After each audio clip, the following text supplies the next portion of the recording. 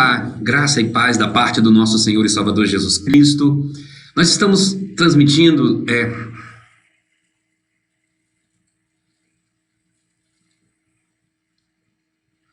Olá, graça e paz da parte do nosso Senhor e Salvador Jesus Cristo. Nós estamos neste momento, infelizmente, tendo que gravar a nossa mensagem, porque não foi possível a nossa transmissão via internet. Estamos com algumas dificuldades aqui e vamos postar esse vídeo assim que possível. Espero que você possa assisti-lo, até para que você possa também, além da mensagem, que é muito importante, é óbvio, que você possa saber as resoluções que nós estamos tomando, acompanhando todo o desenrolar desta pandemia. Não será um vídeo muito bom, talvez não teremos muitas edições, porque será como se fosse ao vivo, uma vez que eu estou tentando fazer o mais rápido possível. Bom, primeiramente quero comunicar a todos que nos ouvem, a todos que nos acompanham na internet, nas redes sociais de um modo geral, que neste domingo e no próximo domingo ainda não teremos os nossos cultos presenciais, ou seja, 11 e 18 ainda não teremos os nossos cultos presenciais. Porém, no dia 18, eu estou convidando, não convocando, mas convidando os irmãos do louvor para que nós possamos gravar aí sim, como se estivéssemos transmitindo um culto. Então, a partir do dia 18, estaremos transmitindo um culto realmente para a sua casa, para a sua residência. E no dia 25, voltaremos com a nossa programação normal, voltaremos com o nosso culto presencial. E aí contamos com a sua presença. Nesse dia 25, também iniciaremos uma escola bíblica dominical novamente, os nossos horários de praxe, às 8h30, escola bíblica dominical. O nosso culto será transmitido e iniciará a partir das 9h50. A escola dominical terá classe única e não teremos ainda as classes de criança. Nesse primeiro momento, vamos analisar, vamos observar e ver o desenrolar da situação. Então, no dia 25 teremos escola bíblica dominical com classe única e nosso querido culto. Não teremos as classes de criança. E às 18 horas o culto normal. A classe de doutrina volta a funcionar então no dia 25. A partir das 8h30, junto com a outra classe. Essa é a única classe, além da classe única da igreja como um todo, que vai funcionar.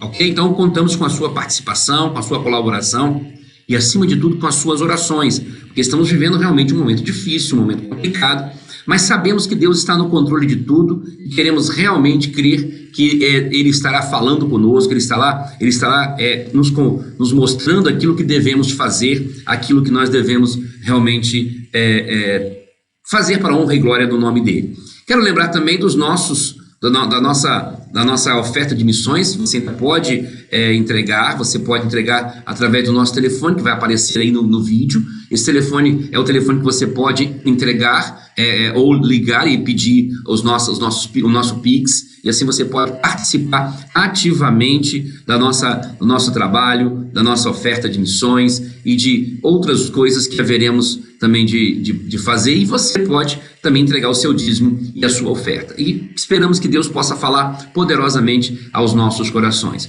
Hoje estaremos iniciando uma série de mensagens, novas mensagens, né?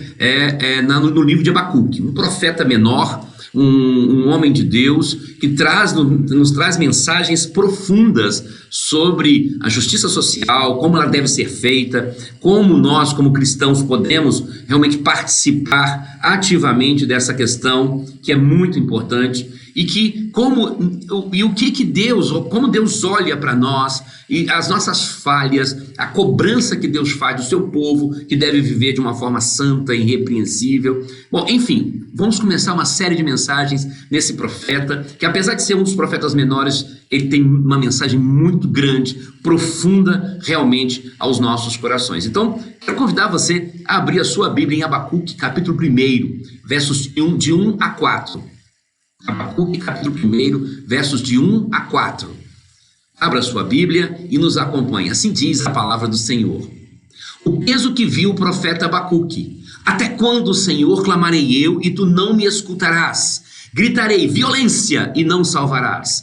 Por que razão me fazes ver a iniquidade e ver a vexação? Por que a destruição e a violência estão diante de mim? Há também quem suscite a contenda e o litígio. Por esta causa a lei se afrouxa e a sentença nunca sai, porque o ímpio cerca o justo e sai o juízo pervertido. Que Deus abençoe sua palavra aos nossos corações. Curve a sua cabeça aí na sua casa. Vamos orar nesse instante. Pai de amor, nós louvamos o teu nome, Senhor, e nós te adoramos. Nós te bendizemos e glorificamos. Nós pedimos a Deus que venhas falar poderosamente aos nossos corações e que possamos verdadeiramente ouvir a sua voz. Oramos em nome de Jesus. Amém. O peso que viu o profeta Abacuque. Essa sentença inicial é muito pesada. Esse livro tem como contexto um período pós-reforma do rei Josias. Ela ocorreu em torno do ano de 640, 641 a.C. Sofonias profetiza logo em seguida. E apesar das reformas de Ezequias, das reformas também de Josias, nós continuamos vendo no próprio texto que a maldade e o pecado do povo ainda perdurava. A profecia de Abacuque ocorre pouco tempo depois, ou seja, 625 a 606 aproximadamente antes de Cristo. Pouco mais de 100 anos antes do profeta, a Assíria havia tomado a cidade de Samaria e assim sucumbia o Reino do Norte. O Reino do Norte teve uma sequência de reis que fez o que era mal aos olhos do Senhor, e isso foi desagradando o coração de Deus, e assim Deus leva ao Reino do Norte, o Israel, para o cativeiro. E aí entra nesse momento, 100 anos depois, um momento interessante.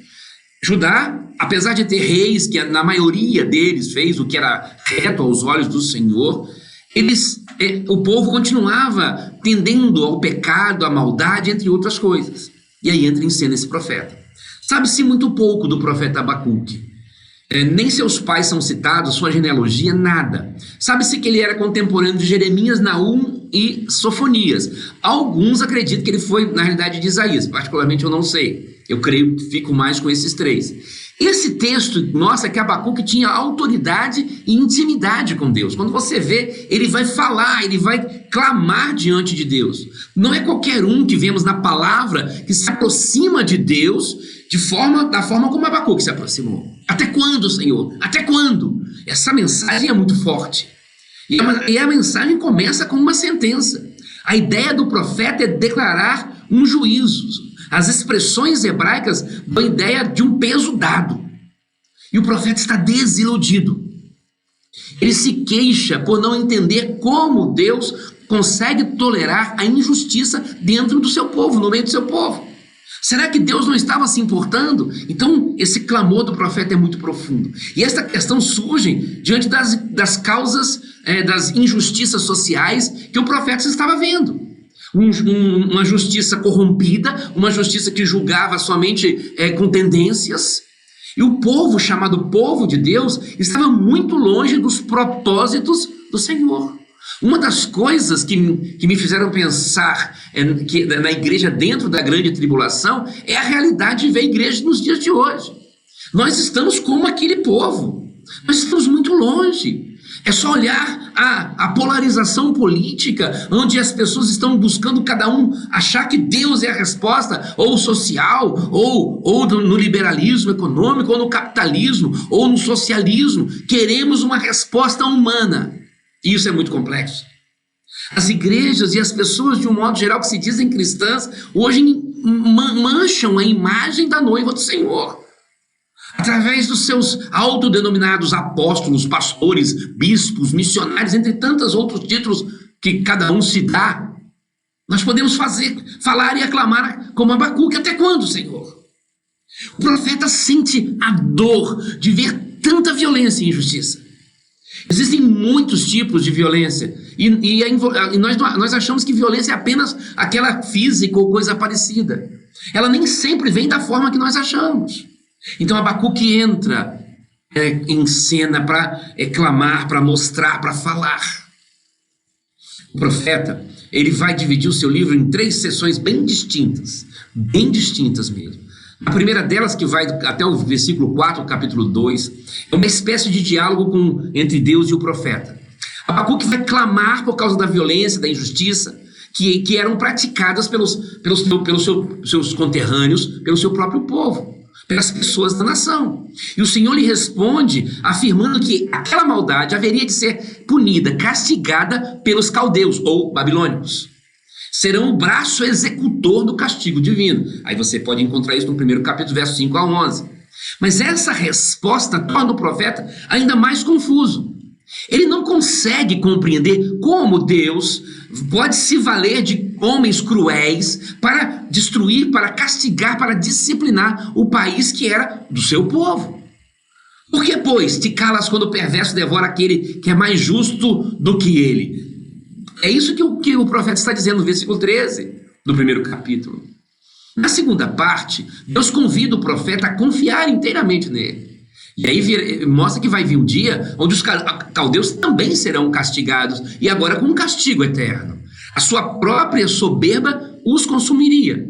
Então eles sofreriam com as consequências dos seus próprios pecados. Então o profeta tinha que descansar, porque o justo viverá pela sua fé. É onde Abacuque entra no verso de número 4 do capítulo de número 2. Aí nós encontramos Deus mostrando para o profeta a obra sobrenatural dele. No capítulo 3, então, é a terceira seção do livro, é uma oração em forma de uma espécie de salmo, composta pelo profeta para cantar a glória de Deus e para expressar uma esplendorosa, uma vibrante linguagem poética. A confiança do profeta na proteção que Deus haveria de dispensar para o seu povo agora é muito grande. E agora o profeta consegue ver uma outra coisa, a salvação. Ver a coisa além desta vida. Isso é fantástico. Mas voltemos ao primeiro capítulo. Fiz um resumo rápido do livro, mas vamos voltar ao primeiro capítulo. E essa pergunta que o profeta faz ao Senhor é tremenda. Até quando? Há no profeta um clamor contra as injustiças. E ele não entende como, até quando Deus vai permitir. E essa pergunta é interessante porque ela aparece diversas vezes nas Escrituras. Pelo menos 7 vezes eu consegui levantar, num levantamento muito rápido, pelo menos em expressões diretas. No Salmo 6, verso 3, por exemplo, até quando, Senhor, até quando? Primeiro ele começa, todo o meu ser estremece, aí ele diz, até quando, Senhor, até quando? O salmista clama pelo perdão de Deus e pede para que este o tire do castigo. No Salmo de número 13, no Salmo 13, verso 1, o salmista vai dizer, até quando, Senhor? Para sempre te esquecerás de mim? Até quando esconderás de mim o teu rosto? Agora o profeta está clamando por livramento dos inimigos. É um clamor para que ele não seja abatido pelos seus inimigos. No Salmo 79, verso 5, mais uma vez o salmista vai dizer, até quando, Senhor? Ficarás irado para sempre? Arderá o teu ciúme como fogo? O clamor para que Deus retire a sua ira sobre o seu povo é a tônica desse Salmo 79.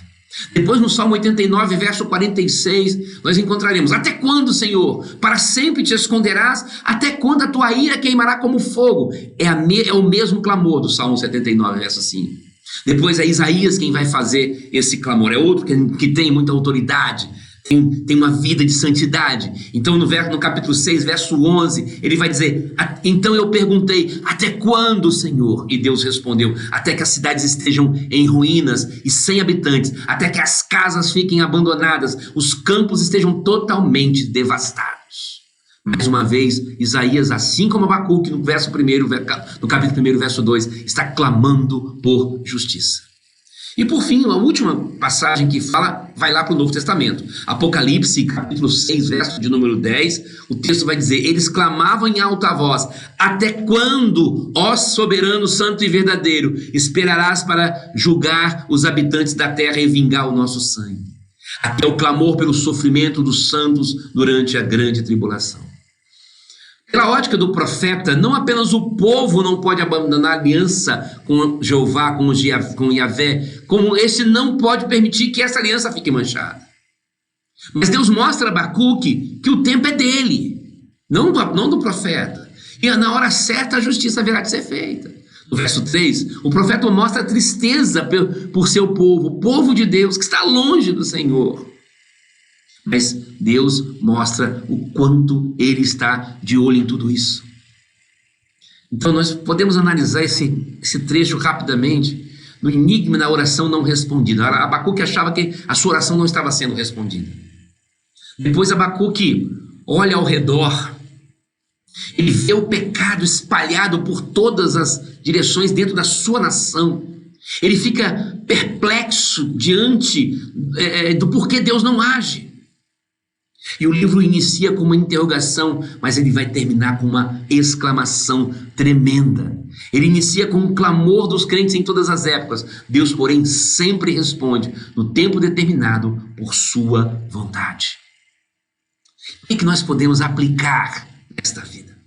Eu quero, pelo menos, fazer 5 aplicações práticas, eu espero, para a sua vida e para a minha vida. Primeiro, mesmo crentes genuínos podem questionar ações de Deus. Abacuque é um servo de Deus, mas ele questionou. Mas isso ocorre por 2 motivos.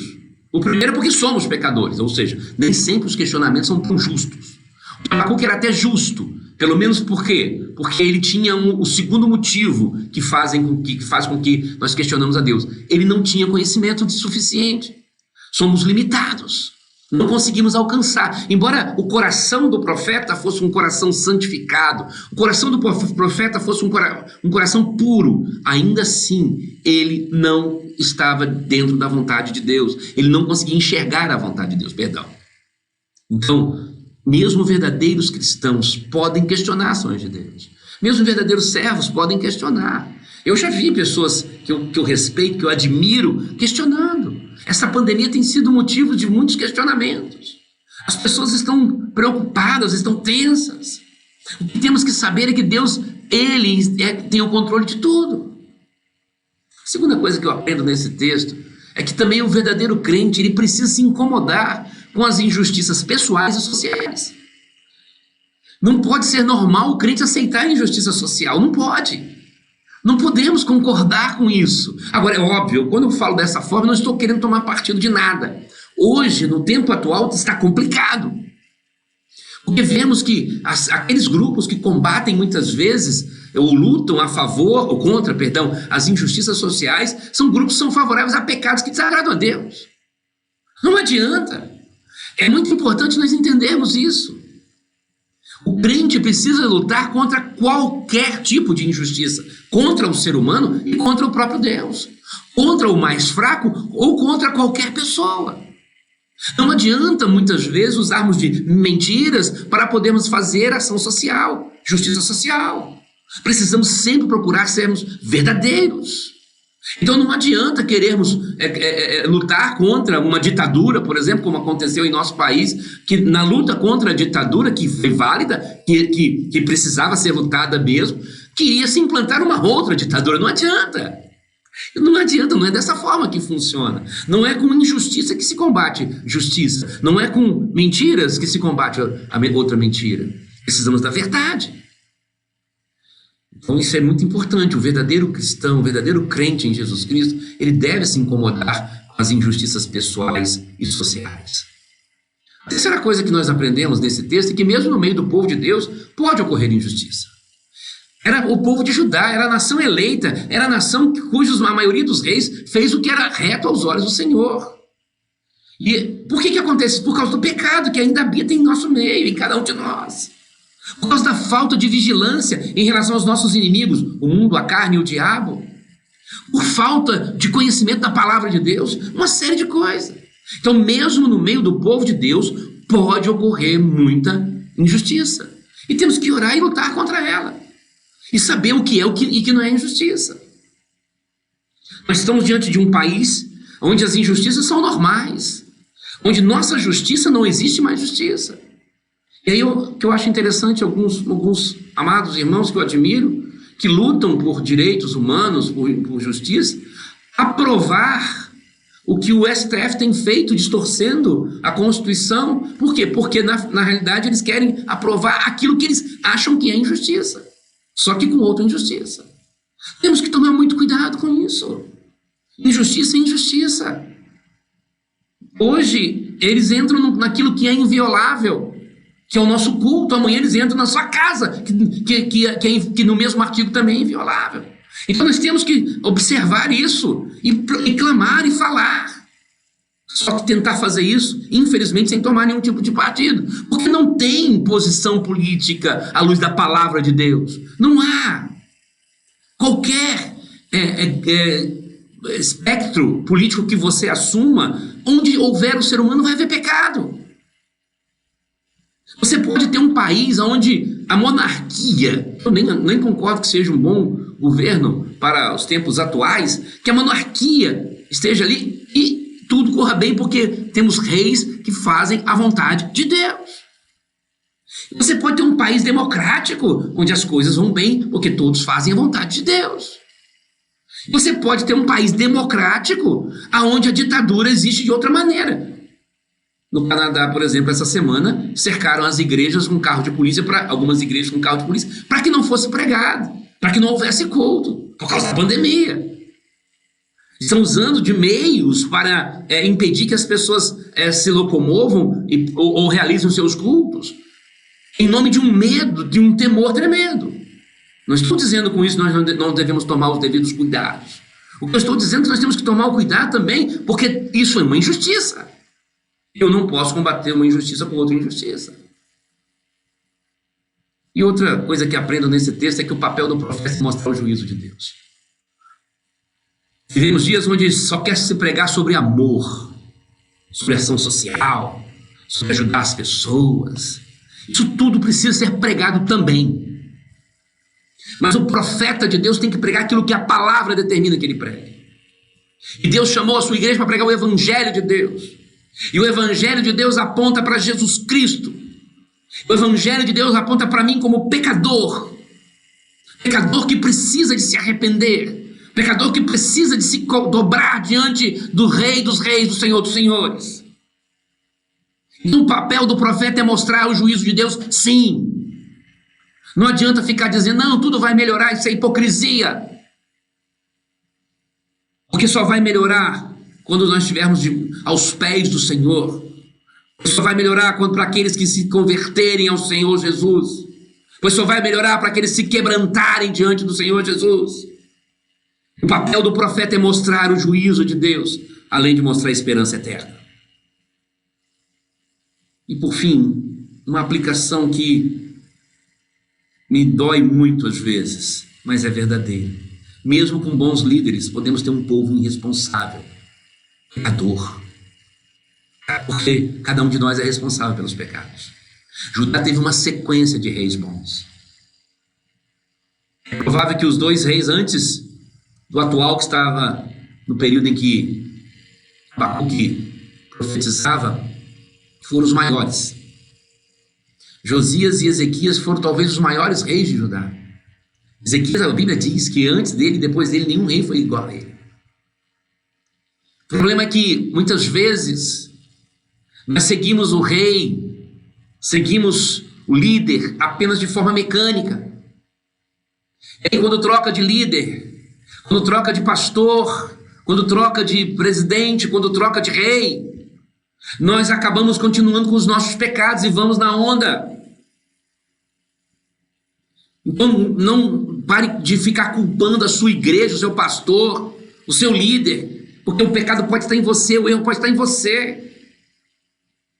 Eu conheço líderes que são magníficos, mas as suas igrejas não crescem. E quando eu paro para conversar com membros daquela igreja, que às vezes por confiar em mim, eu não quero, por isso que eu nem posso citar nomes, obviamente, acabam reclamando do seu pastor.